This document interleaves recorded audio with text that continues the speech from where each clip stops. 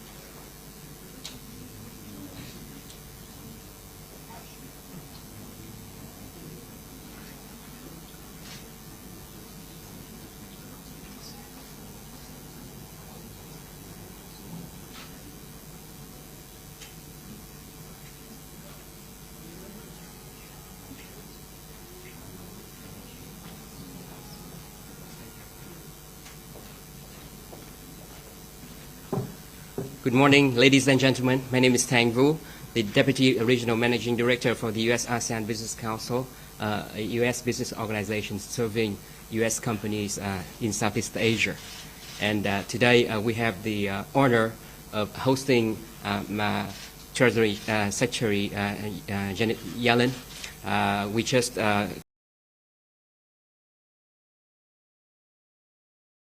with Madam Secretary for our member companies, where she spent an hour listening to our company's recommendations. Madam Secretary, this is her second visit to Vietnam.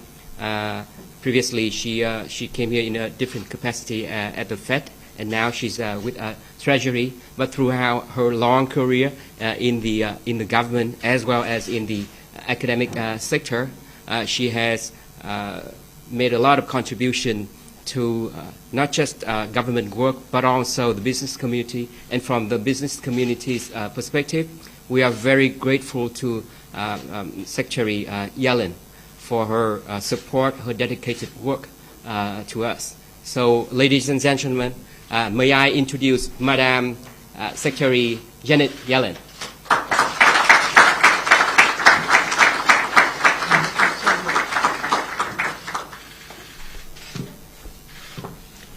Thank you for that kind introduction. I'm thrilled to be in Hanoi for my first visit to Vietnam as Treasury Secretary, and I'm thankful to the U.S. ASEAN Business Council and the companies here for your warm welcome. In 1995, the United States and Vietnam normalized our diplomatic relations. In the 28 years since, we've seen a remarkable transformation sweep this country, from here in Hanoi down to Ho Chi Minh City. This economic boom has been driven by the hard work and talent of the Vietnamese people, and it's been catalyzed by the engine of market reforms and global trade and investment. Vietnam is now a key player on the global economic stage, and it serves in a critical role in many global supply chains. During this trip, I have seen firsthand the dynamism and the energy that has propelled your economic development. This undeniable strength will help you achieve your goal of becoming a high-income country by 2045. And the United States has been your steadfast partner. At the turn of the century, we were proud to sign a robust bilateral trade agreement to expand our economic relationship. In 2007, Vietnam joined the World Trade Organization, and since then, our relationship has only broadened and deepened. Our trade now encompasses everything from machinery to textiles to electronic components. And many of America's largest companies like Apple and Google have a significant and growing presence in Vietnam. For the past 2 decades, trade between our two countries grew at nearly 25% a year, and that is an astounding rate. Not only has U.S. imports of Vietnamese goods skyrocketed, but today the U.S. exports nearly 20 times more to Vietnam than in 2002, and there is no sign that this momentum is slowing. Our goods trade reached a record high last year, and I believe this strong economic relationship is possible because it's founded on mutual trust. It stems from our work to address the legacies of the war, and it's underpinned by the close and growing links between our peoples. Today, I'd like to speak about how our economic partnership has grown even more important over the past few years. Since 2020, our countries economic, public health, and geopolitical shocks. In response, President Biden and I are advancing an agenda to strengthen our economic resilience. A driving principle of this agenda is to deepen U.S. engagement and cooperation with a broad network of reliable economic partners in areas like trade and climate. These efforts are not only focused on advanced economies, but also on developing countries and emerging markets like Vietnam. I believe that this effort is good for the United States, and it's good for Vietnam and other countries as well. So let me explain. In 2020, the world was struck by a once-in-a-century global pandemic. It claimed millions of lives and brought the world economy to a standstill. 2 years later, Russia launched a barbaric, full-scale invasion of Ukraine. This war has led to the loss of many innocent Ukrainian lives and destroyed cities and civilian infrastructure, and it's generated seismic volatility in the prices of commodities like food and oil. The impacts of these shocks have reverberated around the entire world, from here in Southeast Asia to Africa to North America. While the causes of these disruptions are global, their impacts are personal. The COVID pandemic caused the first rollback in extreme poverty gains in decades. It also disrupted global supply chains, preventing families and businesses from getting the essential goods they relied on. These shocks also contributed to global inflation.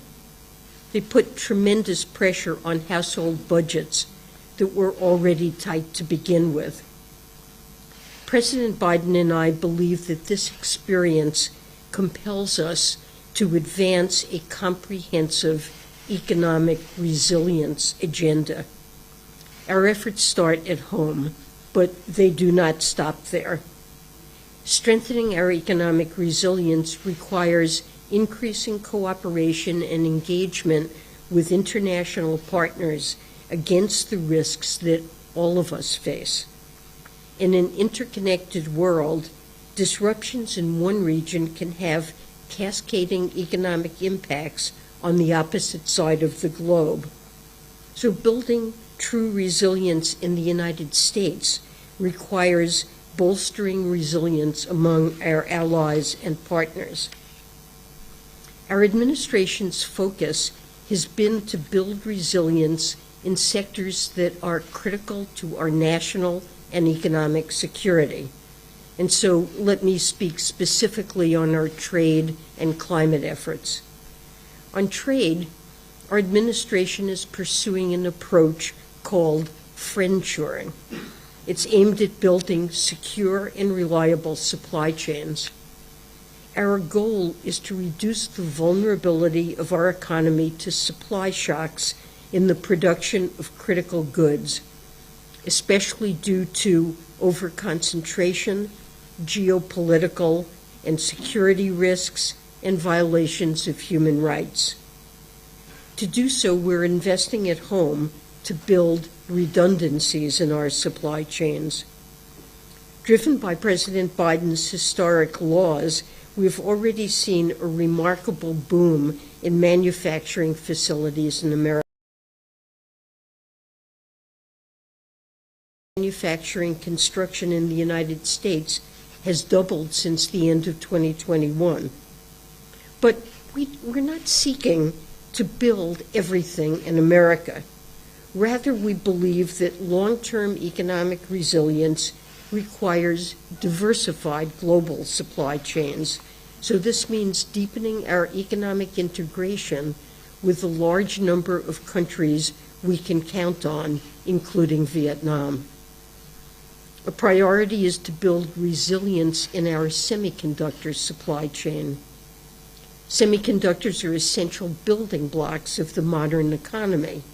They're critical to the production of everyday consumer products like cars and refrigerators, and the development of cutting-edge technologies like advanced robotics.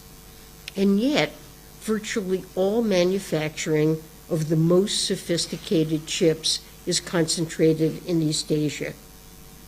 Recent experience demonstrates the economic pain that disruption of this key supply chain can cause.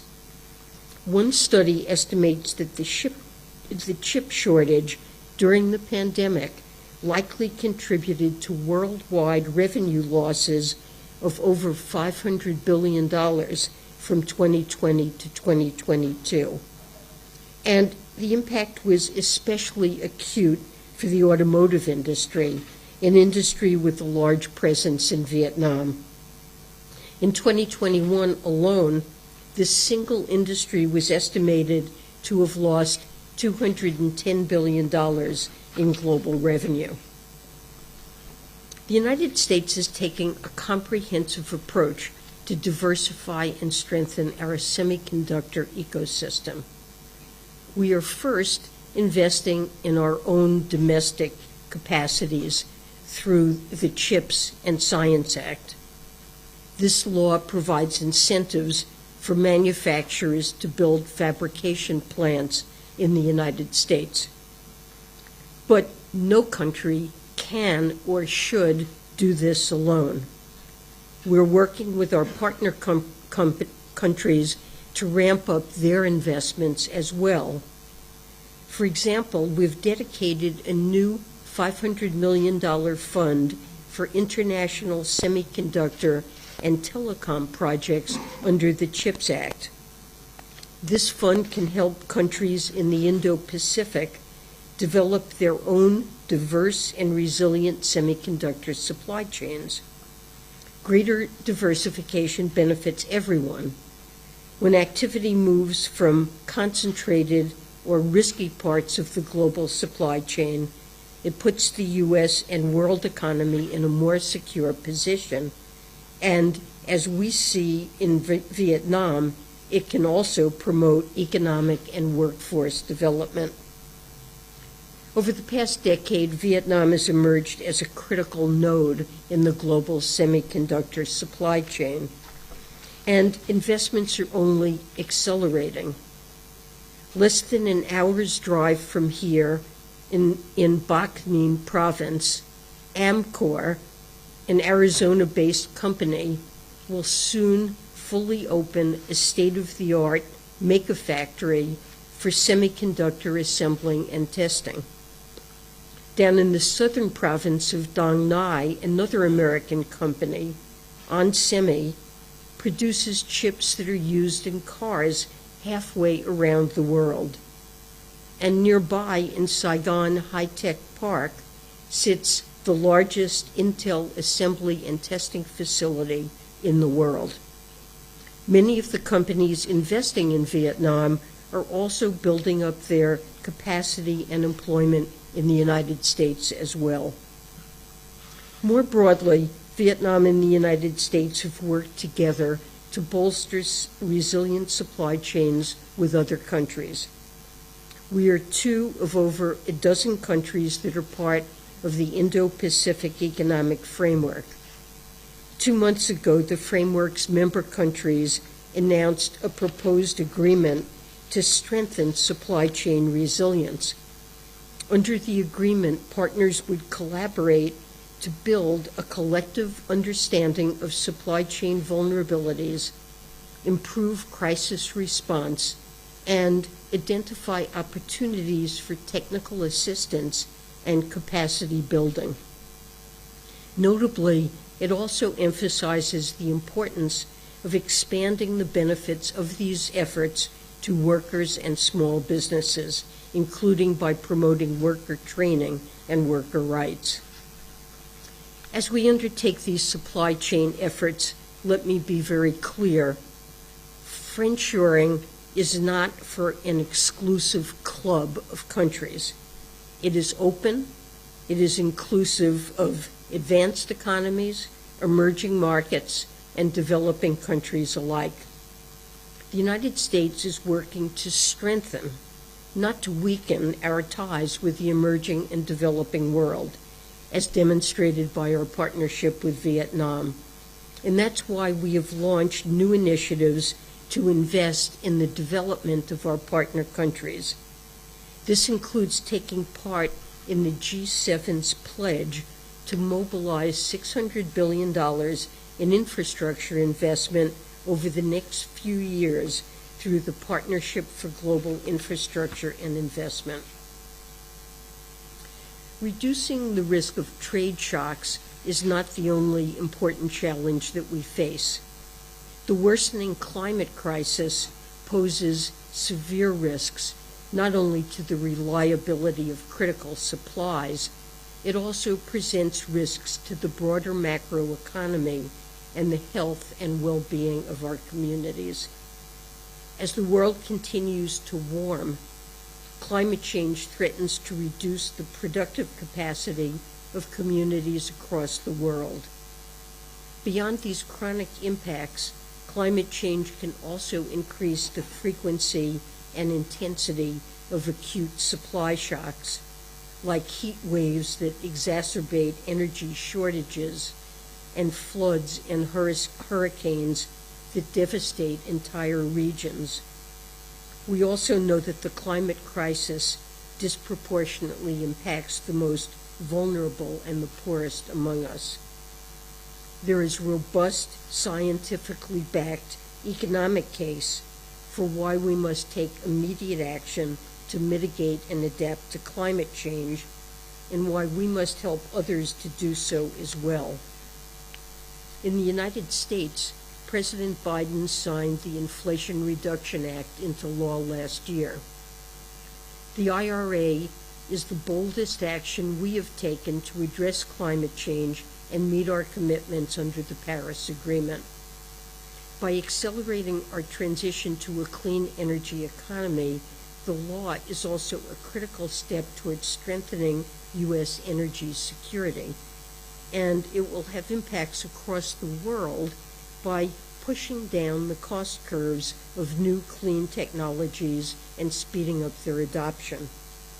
This domestic investment, alongside President Biden's pledge to double international climate assistance, makes this administration a leader in combating the climate crisis. For ourselves, we are committed to helping other countries build their own resilience as well. And the United States is proud to support Vietnam's transition toward a net zero economy by 2050. Last year, Vietnam and the International Partners Group, of which the United States is a member, launched a Just Energy Transition Partnership, or JETP, to mobilize over $15 billion in public and private financing to accelerate the clean energy transition here in Vietnam. We're encouraged by Vietnam's ambitious new targets under the JETP. Now, it's vital that we intensify our cooperation to build momentum for these efforts in Vietnam, evaluate project opportunities with the multilateral development banks, and deliver a resource mobilization plan that provides a roadmap for implementation. Beyond mitigating the climate crisis, this partnership with Vietnam can help catalyze the development of new, cutting-edge, clean energy industries, and it can broaden economic opportunity for Vietnamese workers. More broadly, the United States is continuing to work to meet President Biden's commitment of providing more than $11 billion in annual international public climate finance by 2024. We're also focused on achieving the collective goal by developed countries to mobilize $100 billion in annual climate finance. We're pressing the international financial institutions to make reforms that unlock new funding for climate. For example, the U.S. is working with a broad coalition of countries to evolve the multilateral development bank system to more readily combat 21st century global challenges like climate change. As a result of our initiative, the World Bank is more actively supporting countries in their fight against climate change and evolving the way it operates to better combat poverty and support development. To close, I'm thrilled to be in Vietnam with you today. Your country has been one of the brightest development stories in the past decade. The United States is proud to continue to support and partner with you to build economic prosperity for our countries. A strong economic partnership is in both of our interests. Over the past few years, our lives, our livelihoods have been disrupted by historic economic shocks, and these shocks have impacted us all. They have not respected borders. This hard experience has taught us that economic resilience must be a key part of our economic strategy, and that true long-term resilience can only come through deepening international engagement with a broad range of countries, and that includes Vietnam. Despite our difficult and complicated history, I am optimistic about the economic future we're building together. So thank you so much for having me, and I look forward to working with all of you to strengthen our economic partnership. Thank you so much.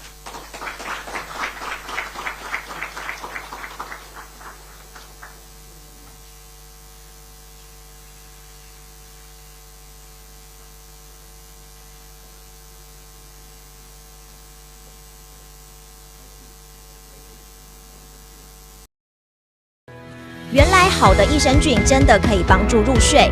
太阳星全效克菲尔益生菌是国家认证 AB 克菲尔益生菌，含7种有身份证的专利活菌，能产生伽巴、色氨酸等助眠因子，难怪吃了更快入睡，也睡得更好。太阳星全效克菲尔益生菌也是台湾市场上唯一添加克菲尔乳杆菌 M1 的产品。这是由台湾知名的大学季转，对季节敏感、调整体质的朋友真的是一大福音。还有这支还添加被称为超级食物的羽衣甘蓝萃取物，不少研究都指出十字花科蔬菜有助抗炎及防癌，像是羽衣甘蓝含有高量的叶黄素、贝塔胡萝卜素、维生素 K、维生素 C、叶酸等丰富营养素。太阳星全效克菲尔益生菌专利制成，无塑化剂、无重金属、无人工添加物、无410项农药、无香料调味剂、无防腐剂、无色素，7大保证、7大认证，觉得好安心。每日克菲尔时刻美好 ，Good Feel Feel Good， 快点购下单！太阳星全效克菲尔益生菌。